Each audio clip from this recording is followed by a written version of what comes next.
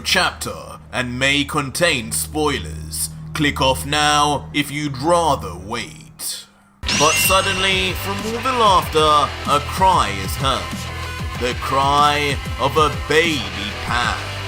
As the merciless apparition of Belmont lifts the child by the hair and says, "Seems I have something of yours, Vegito. How do I turn this thing off, eh?" "Pan! You let go of her now!" Immediately causing the grandfather, of course, to become furious in an unsurmountable stage of rage as he speaks through gritted teeth.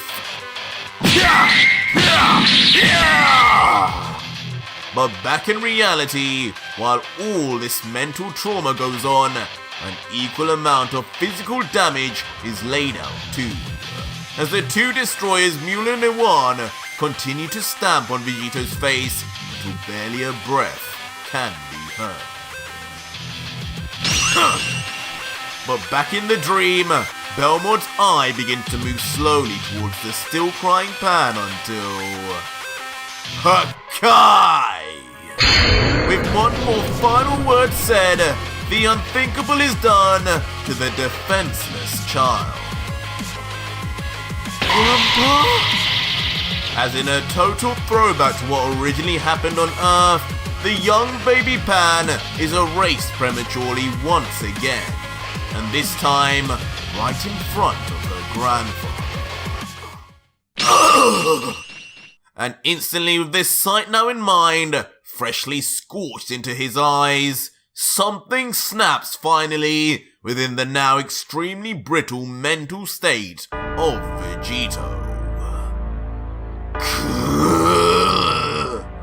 And with his eyes suddenly closing as veins begin to flex on his face, the God Killer would just let out, "My head! Why is my head hurting? Why are you doing this?" Almost as if finally, Vegito was beginning to sense what was happening in the real world now too.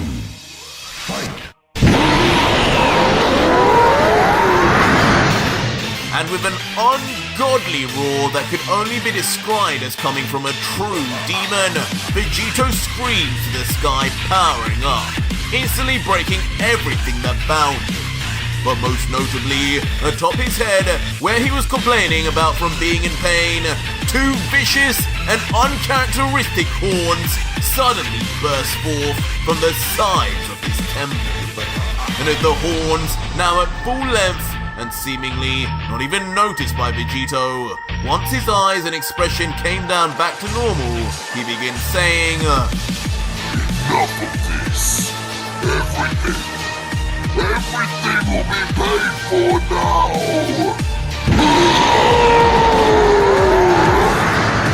Immediately leading to Vegito once again screaming with a truly beastly roar, as the God Killer raises his head straight up and yells to the heavens as if demanding his escape.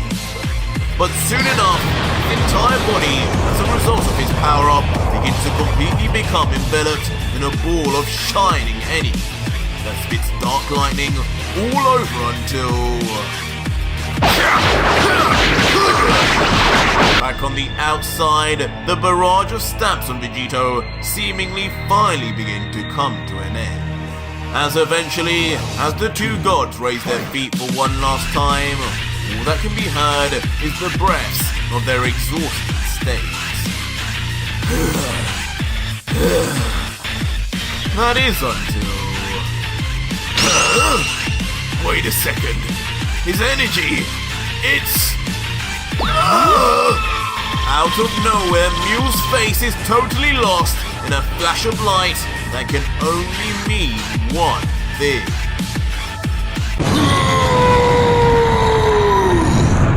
Some way, somehow, Vegito's explosion of energy from within his mind reaches outwards and causes an insane explosion that covers the landscape, darkening the sky as black thunder bursts forward everywhere.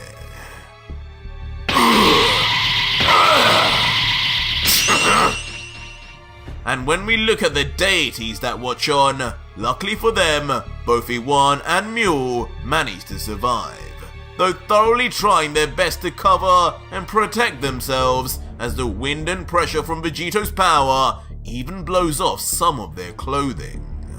While as expected, the unfazed physically Madara seems to watch on with more curiosity than fear. And once the explosion of energy comes to an end, nothing can actually be seen or detected from within the thick clouds of smoke that remain until something shoots out with terrifying speed straight out of the dust clouds, so fast there would have never been any way to deduce just who or what it was.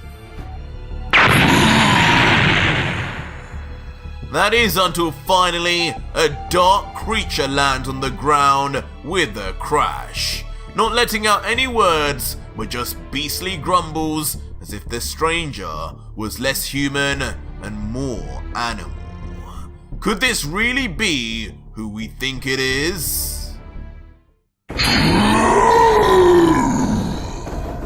And when the figure is finally revealed, all we can see is a pitch black beast.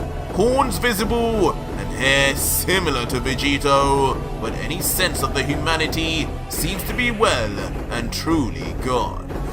And up in the air, lifted in his left arm, is none other than the Blade of Destruction, indicating even in this primal state, this dark beast is still ready to kill.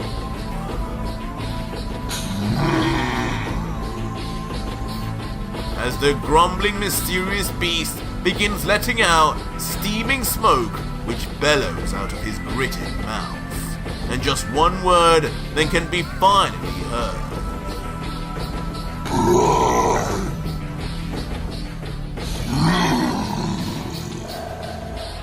But though that word gave us our biggest clue towards this beast somehow being Vegito, once said, the black beast resorts back to grumbles, staring into the palm of his now clawed hand, marveling at his newfound power, or at least that would be how it seemed. Is that? But now on the ground and more fearful than ever, Mule and Iwan would take notice from a distance. But as we zoom in on Mule, the true state of their fears come to light, as with a trembling voice, Mule would then let out, "What? That can't be the God Killer? Not in a million years! Why does he look like that now? Why does he look like... Lucifer!" As suddenly, a wave of paralyzing shock and terror explodes through the body of Mule, as sweat drips at speed all across his face at just the mere resemblance to the legendary being that seemingly all of the gods fear. And if you want more, the next video is already up live on my Patreon. Right now live for over 5,000 plus patrons. Yes, 5,000 plus true Dragon Ball fans who are getting